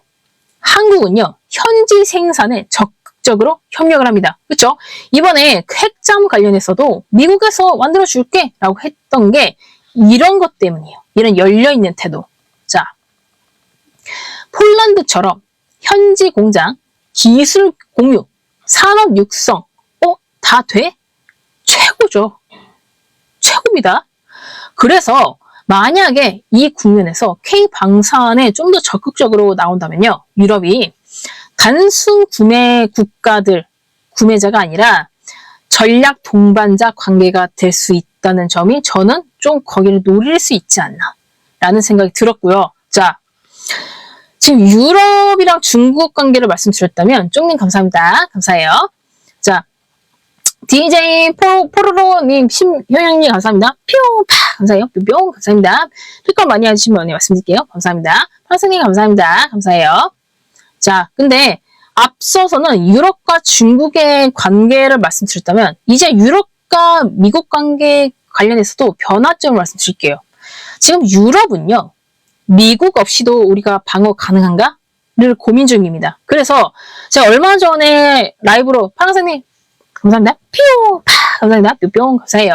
평가를 많이 해주시면 말씀드릴게요. 감사합니다. 감사해요. 그 독일에서도 미국이 저 트럼프를 내가 믿을 수 없다. 그래서 자체적인 핵 개발 프로그램을 고민 중이다. 계획하고 있다고 공개적으로 말을 했죠. 그거랑 일맥상통하는 거죠. 지금 유럽은요. 미국 없이도 방어 가능한가? 가능하면 우리끼리 하자를 고민 중이라는 것이죠. 자, 미국 전략 우선순위가 바뀌었습니다. 유럽보다는, 자, 미국을 말씀드릴게요. 미국이에요. 미국은요, 전략의 우선순위가 바뀌었다는 겁니다. 유럽보다 중국 견제에 집중하고 있죠. 누가 보더라도 중국을 견제하기 위해서 인도에 관세를 내리고, 러우 종전 관련해서도 이러고, 어쨌든, 누가 보더라도 미국의 주적은 중국이라고 다 알고 있을 겁니다. 자, 그래서 유럽연합은 약 1250조 원 규모의 재무장 계획을 시작했습니다. 이거 혹시 아셨나요? 유럽연합이요. 약 1250조 원 규모의 재무장 계획을 시작했어요. 계획을 한 게 아니라요. 시작을 했습니다. 근데 중요한 점은 유럽과 미국이 완전히 갈라서진 않았어요. 아무리 그린란드에 관련해서 둘이 막 전쟁 날 뻔하고 막 이래도 완전히 이런 강대국끼리의 동맹에서 완전히 갈라선다, 극단적으로 간다? 아직은 그럴 단계는 아닙니다. 그러기 쉽지 않고 그렇게 되면 서로한테 각자 손해이기 때문에 아직은 조심스럽다. 지금 그래서 유럽과 미국의 관계는 어떻냐? 싸우면서도 붙어있는 전략적인 공존이죠. 공존. 공통 위협이 있기 때문입니다. 러시아, 중국, 그쵸? 그래서 한국이 중간에 핵심 파트너가 될 수 있다는 것이죠. 우리한테는 이게 기회가 될 수 있다라는 겁니다. 자, 유럽이 지금 찾고 있어요. 찾고 있습니다. 자기들의 약간 뭐라 그러죠? 국방에 좀 더 동맹할 수 있는, 무기를 좀 공급할 수 있는 국가들을 찾아보고 있습니다. 근데 미국은 너무 비싸고 느려요. 그리고 현지 자체 생산이나 기술 이전도 잘 안 해줘요. 미희님 감사합니다. 감사해요. 근데 중국한테는 솔직히 믿을 수가 없어요. 왜냐면 해킹을 너무 많이 하고 반대로 자기네 유럽의 기술을 빼갈 것 같은 그 안보 위협을 할 수 있는 사람들이기 때문에 그 사이에서 한국은 신뢰가 가능하고요. 깔끔하고 현대해상님 감사합니다. 뿅! 감사해요. 뿅! 감사합니다. 평가를 많이 해주시면 많이 말씀드릴게요. 감사합니다. 감사합니다. 기술력도 뛰어나고요. 속도도 빨라요. 속도. 이걸 모두 가진 나라가 바로 한국입니다. 꽁님 감사합니다. 뿅! 감사합니다. 뿅뿅 감사합니다. 감사합니다. 감사합니다. 감사합니다. 감사합니다. 자, 실제로요, 여러분. 최근에 한국 방산 수출의 절반 이상이 유럽으로 향했어요. 그리고 폴란드는 최대 고객이 됐습니다. 이게 제가 괜히 막 과대 포장이나 이런 게 아니라 실제로 폴란드가 한국 방산 수출의 최대 고객이에요. 그만큼 이 전쟁 준비나 전쟁 국면에서 한국의 K방산으로 얻을 수 있는 이득이 분명히 있다. 여기를 극대화해야 된다라는 그거를 좀 알고 계셔야 된다. 만약 투자를 하실 거면. 자, 근데 좀 의문인 게 왜 K2 전차와 천무가 특히 인기인가? 자, K2 전차는요. 유럽 지형에 최적화된 상태입니다. 최적화된 무기예요. 차체 높낮이를 조절할 수 있고요. 능선 사격을 할 수 있고요. 4.1mm 도하 능력이 있고요. 자동 장전을 할 수 있고 분당 10발을 사격할 수 있습니다. 그러니까 동유럽 지형에서 거의 맞춤형이죠. 그러니까 그 유럽 사람들에 있어서 와 진짜 우리를 위한 무기를 만드는구나. 하트 뿅뿅인 거예요. 진짜 하트 뿅뿅이에요. K방산이. 또 다음 천무 다연장 로켓이 왜 이렇게 각광이 받나? 왜 천무 듣는데 모르잖아요? 제가 말씀드릴게요. 하이마스의 대항마입니다. 하이마스 많이 들어보셨죠? 대만이 하이마스를 설치를 했어요. 하이마스를. 중국이 공격해오면 우리는 하이마스를 너네 쏠 거야. 이러면서 강철비라고 하죠. 강철비. 자, 천무다연장 로켓은요. 발사관 2개, 화력이 2배입니다. 자, 최대 500km 타격을 할 수 있고요. 다양한 탄종 혼합을 사용할 수 있어요. 그러니까 다양한 탄종, 하나만 하는 게 아니라 다양한 탄종을 혼합해서 사용할 수 있습니다. 대단하죠? 그리고 빠른 재장전, 빨리 장전해서 쏠 수 있습니다. 이것도 속도가 빠른 거예요. 핵심은요, 우리나라 K방산의 핵심은 성능보다 하나죠. 성능보다 더 뛰어난 게 지금 바로 받을 수 있냐? 한국은 가능하다. 왜냐? 한국은 속도의 민족이니까. 자, 그렇지만 여러분, 이렇게 K방산을 수출함으로써 약간 뭐라 그러죠? 특수한 이익을 얻을 수 있다고 쳐요. 그렇지만 한국한테도 부담이 있습니다. 이걸 알아야겠죠? 좋은 일만 있는 건 아니에요. 유럽이요. 중국을 견제할수록 한국한테 어떻게 될까요? 한국이 중국이랑 연결돼 있지 않습니까? 북한을 껴있긴 하지만 뭐 해상으로든 가깝고 중국한테도 우리가 의존하고 있기 때문에 진용님 감사합니다. 뿅! 감사해요. 뿅! 감사합니다. 팬클 많이 해주시면 많이 말씀드릴게요. 감사합니다. 감사합니다. 감사합니다. 이게 우리가 난감해진다니까요. 아무리 K방산을 모두가 탐내. 근데 탐낸다고 해서 우리가 다 줄 수 있을까요? 돈만 밝히면서 우리가 다 뽑아 먹을 수 있는 게 아니에요. 왜냐? 선택의 압박이 외교적인 문제 때문입니다. 외교적인 문제. 그래서 미국이 그 대만의 최대 무기량을 이제 판매를 했을 때, 승인을 했을 때, 아, 여기 외교적인 압박을 중국한테 준 거 아닙니까? 그런 것처럼 한국이, 야, 너네 서방 편에 설 거야? 아, 중국과 경제 관계를 유지할 거야? 유럽 편에 설 거야? 외교의 난이도가 올라간다는 것이죠. 그쵸? 자, 지금 세계는요, 신뢰 블록으로 재편 중이에요. 신뢰가 굉장히 중요합니다. 폴란드의 중국차 전면 금지는 단순 규제가 아니죠. 세계가 이렇게 변하고 있다는 신호고요. 이거는 이제 뉴스를 보시면서, 아, 지금 이렇게 재편을 하고 있구나. 이렇게 블록화가 되고 있구나. 쪼개지고 있구나. 라고 이제 보시면서 약간 이렇게 파악을 하시면 되고, 자, 기술은요, 즉 안보가 되고요. 공급망이 즉 군사력이 되고 신뢰가 즉 무기 경쟁력이 되는 세계가 됐습니다. 그리고 그 변화 속에서 지금 한국은 단순히 무기 K방산 수출국이 아니라 이 서방 안보 체인의 핵심 파트너로 올라가는 과정에 들어섰다. 하지만 거기에 있어서 분명히 외교적인 라인, 스탠스를 잘 한국 정부가 잘 취해야 된다. 되게 어려울 겁니다. 어려울 건데 라이버님 감사합니다. 감사해요. 여기에서도 우리가 응원을 하고 잘 봐야 된다라는 얘기고요. 자, 그리고 마지막으로 정치권 얘기로 끝내도록 하겠습니다. 정치권에서 여러분 이런 단어가 계속 뉴스 헤드라인이 바뀌고 있어요. 뭡니까? 부산대첩이요. 여러분 이게 제 생각보다 좀 이번에 지방선거가 좀 재밌게 흘러가고 있는 것 같습니다. 자, 지방선거가요, 2026년 6월 3일에 있거든요. 이게 단순한 지방선거가 아닐 가능성이 커지고 있어요.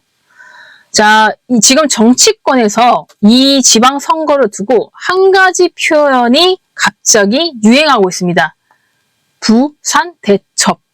왜 부산대첩일까? 말씀드릴게요. 자, 이 한 지역의 보궐선거에서요, 한국 정치의 차기 권력 구도가 충돌할 가능성이 생겼기 때문입니다. 자, 여기에서 4가지 주제로 말씀드릴게요. 첫 번째, 한동훈 국힘 전 대표와 조국 대표의 부산 맞대결 가능성.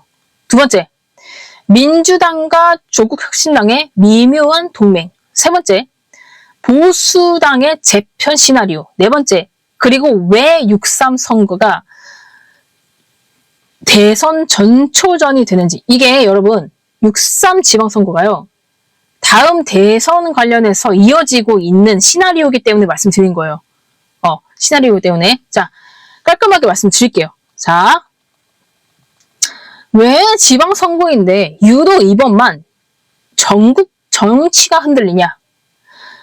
6월 3일에 제9회 전국 동시지방선거와 함께 국회의원 재보궐선거가 동시에 치러집니다. 여기서 핵심 변수가 뭐냐? 부산 북구갑이에요. 부산 북구 갑입니다.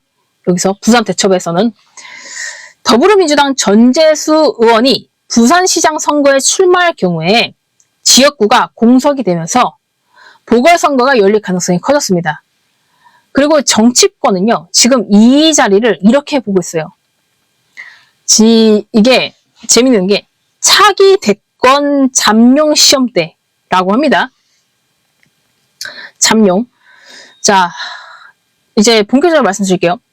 한동훈의 정치 생존 게임이 시작됐다고 전문가들은 말하고 있어요. 자, 최근 가장 큰 변수는 갑자기 이슈가 난 물 위로 뜬 한동훈 전 국민의힘 대표입니다. 그 한동훈 전 대표가 어떻게 됐죠? 최근에 국민의힘에서 제명이 됐지 않습니까? 그 의미가 단순하죠. 첫 번째, 당적 박탈. 두 번째, 5년 재입당 불가. 세 번째, 당 지원 완전 차단. 그러니까 정치적으로는요, 거의 퇴장에 가까운 상황은 맞거든요. 그런데 한 전 대표는 오히려 이렇게 말을 하더라고요. 반드시 돌아오겠다. 저는 그 얘기를 듣고 좀 놀랐습니다.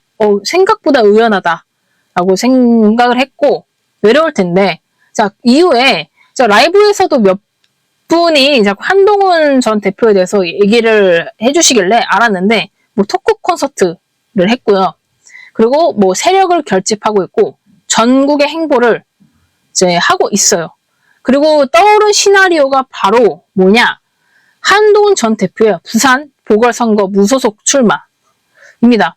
대단한 것 같아요. 이 사람은 뭐 제가 좋아하든 안 좋아하든 무소속 출마하기 쉽지 않거든요. 돈도 진짜 많이 들고. 그러니까 보수 텃밭에서 독자 생존을 하겠다. 이걸로 나를 증명하겠다라는 전략이죠. 그래서 저는 궁금하더라고요. 왜 한동훈 전 대표가 부산에 나가려고 하냐? 이게 부산이요. 보니까 단순 지역이 아닙니다. 단순 지역이 아니고 보수 정치의 상징성이죠. 그리고 전국의 정치 파급력이 큰 지역이고요.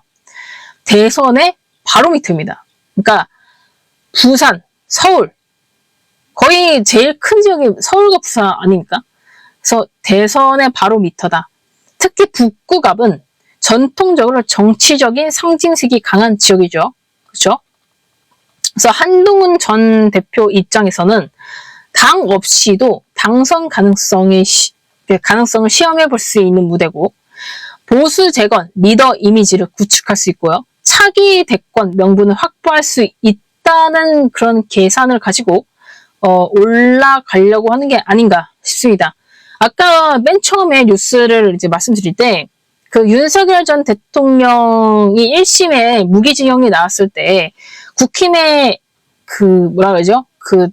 공개적인 반응을 안 했지 않습니까? 그 이유가 뭐냐면, 지금 보수당 자체가요, 좀 옛날 과거의 이미지를 탈피하려고 하는 그런 시대이기 때문에 한동훈 전 대표 입장에서는 지금의 기회가 아닐까라는 생각이 들고, 근데 여기서 또 누가 등장했냐? 조국 혁신당의 조국 대표가 등장을 했죠.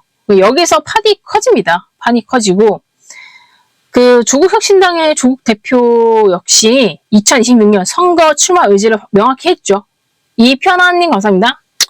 파 감사해요. 뿅 감사합니다. 생각 많이 해주시면 많이 말씀드릴게요. 감사합니다. 그러니까 누구나 아시다시피 조국 대표는 대선에 약간 대통령의 꿈을 가지고 있는 사람이었고, 원래 뭐 대선 후보, 그러니까 이런 이미지가 있었고요. 그래서 그 지방선거 관련해서도 그 대선 전에 전략 거점이 바로 고향 부산일 가능성이 크죠. 그죠? 즉 현재 정치권이 상정하는 시나리오는요. 무소속 한동훈, 조국혁신당 조국, 국민의힘 공식 후보 3자 대결의 가능성이라고 보고 있는 것이죠.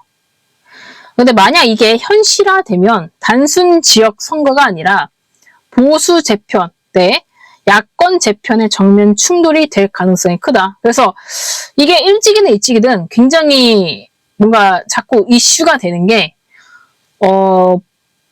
이런 뭔가 어쨌든 영향력이 큰 사람들이지 않습니까? 뭐 이게 지지율이 높든 안 높든 인지도가 있는 사람들이고 그래서 흥미진진한 그런 상황이라고 볼 수가 있고요. 다음은 민주당과 조국혁신당의 약간 불편한 동맹 관련해서도 말씀드릴 건데 여기에 대해서는 뭐 저번에도 라이브에서 많이 말씀드렸지만 이번 지방선거에서의 가장 중요한 축이 뭐냐? 민주당과 조국혁신당의 관계죠. 아무래도 겉으로는 협력하는데 내부적으로는 경쟁하는 사이. 경쟁하는 사이. 원래 논의가 됐던 건 합당이었는데 결과는 무산이 됐죠. 우선은 뭐 13일까지였나요? 13일까지 뭐 합당을 해라. 얘기를 안 하면 민주당에서 얘기를 안 하면 우리는 안 하겠다. 뭐 이런 식으로 했는데 결국에는 아직은 합당이 안 된 상태고요. 근데 이유는 명확을 한 게 민주당에서는 이제 조국혁신당을 흡수 통합하겠다라는 취지가 있었는데 혁신당에서는 대등한 통합, 그러니까 권력 분배를 해줘라. 우리가 자율적으로 움직일 수 있게끔 해줘라라는 이게 약간 또 동상이모의 그런 의견이 있어서 입장차가 좁혀지지 않았다. 그래서 현재 상태는 선거 연대만 논의 중이다. 라는 약간 그런 상황을 말씀드리고 다음으로는 약간 야권 내부의 진짜 싸움이 있는데 지분 전쟁이죠. 양당의 갈등 핵심은 이겁니다. 누가 야권 주도권을 잡느냐. 특히 호남 지역 공천, 후보 단일화 방식, 선거 통합 여부를 두고 삿바 싸움을 하고 있습니다. 지금 약간 그 민주당이랑 조국혁신당이랑 약간 협력을 하면서 동시에 이제 경쟁하는 레드팀 관계라고 할까요? 근데 약간 지금은 이전보다는 덜 관심을 주는 것 같아요. 여론에서도 그렇고. 그쵸? 근데 한동훈 전 대표한테는 이런 이제 민주당과 조국혁신당의 그런 갈등이 그리고 보수당, 국민의힘이 지금 힘을 못 쓰고 있고 갈팡질팡하는 상황이 기회이자 위협이 될 수 있다. 기회가 될 수가 있겠죠. 위협보다는. 이제 민주당과 조국혁신당은요. 한동훈 전 대표를 약간 이렇게 보는 것 같아요. 윤석열 정부의 핵심 인사였지 않냐, 한동훈 전 대표가. 그러니까 공격을 해야 된다가 있고 보수 분열을 유발할 수 있는 변수다 라면서 전략적으로 이용할 수 있는 요소다 라고 보는 두 가지 측면이 있는 것 같아요. 그래서 만약에 한동훈 전 대표가 무소속 출마 시에 보수표가 분산될 수 있다. 그리고 야권 승리 가능성, 여권, 민주당이나 조국혁신당의 승리 가능성이 상승할 수 있다. 하지만 반대로 만약에 한동훈 전 대표가 당선이 되면 상황이 바뀝니다. 그 순간 한동훈 전 대표는요. 차기 대권 경쟁자로 즉시 부상하게 되고 다음부터는 이제 권력의 중심에 서게 되겠죠. 그렇죠?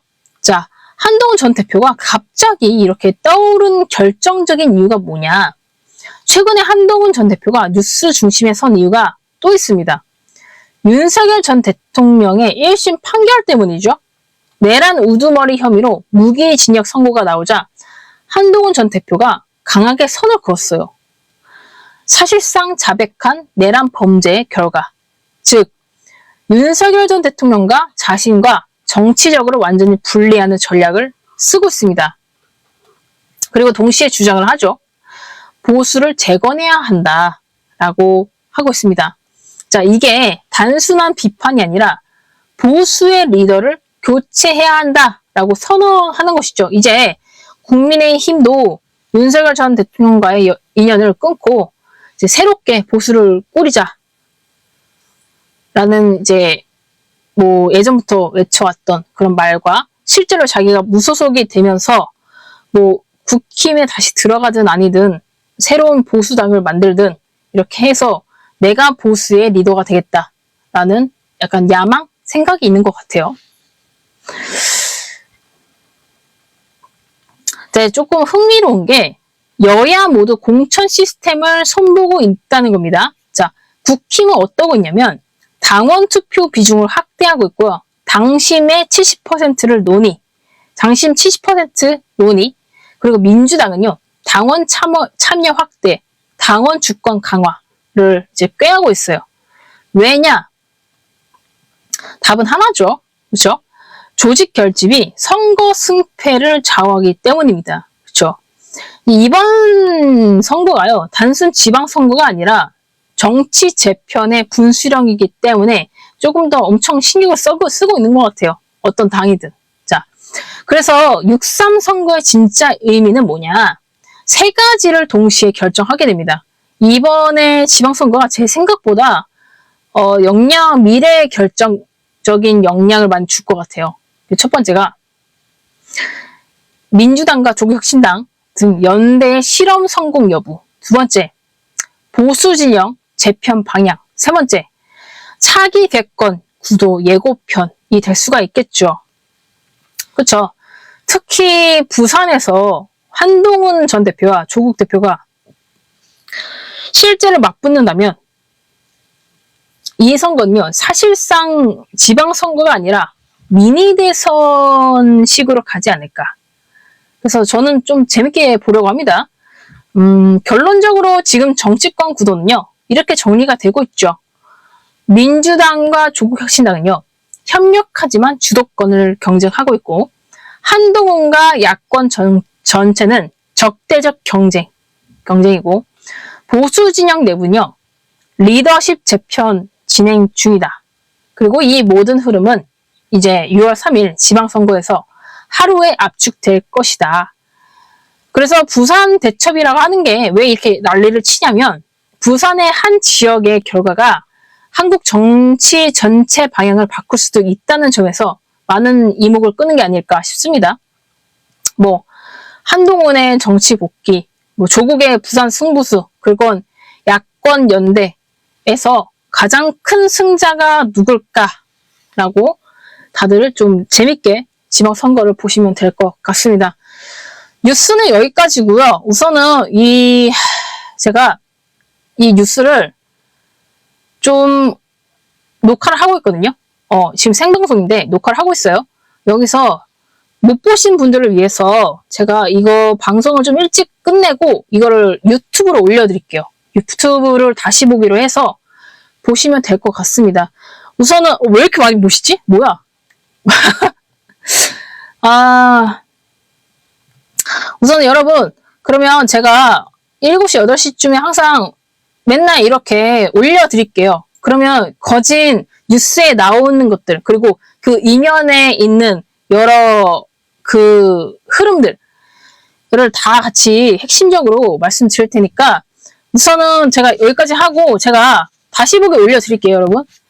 재테크에 관심이 있는데 그런 것도 하나요? 제가 국회 기자기도 하면서 정영님 감사합니다. 감사합니다. 감사합니다. 정영님 감사해요. 감사합니다. 감사합니다. 와, 전영님 감사합니다. 감사해요. 항상 감사합니다. 시나브로님 감사합니다. 감사합니다. 전영님 감사해요.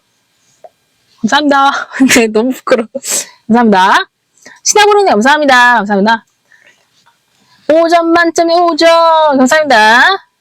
그래서 제가 국회 기자기도 하면서 투자자이면서 여러 사업도 하기 때문에 이런 것들을 다 정리해드릴게요. 좀 시간이 다 없으시잖아요. 바쁘셔서. 그래서 이거 딱 감사합니다. 정영님. 그래서 제가 7시, 8시쯤 최신 뉴스로 바로바로 정리해서 올려드릴 테니까 내일도 이 시간대쯤 오시면 될 것 같고 만약에 놓치셨더라도 제가 방송 끝나고 유튜브로 다시 보기 올려드릴게요, 여러분. 그럼 내일 볼게요, 여러분. 감사합니다. 와, 너무 많이 보셨는데? 뭐야? 여러분, 감사합니다. 아이고, 미라님 감사합니다. 감사합니다. 미라님 감사해요.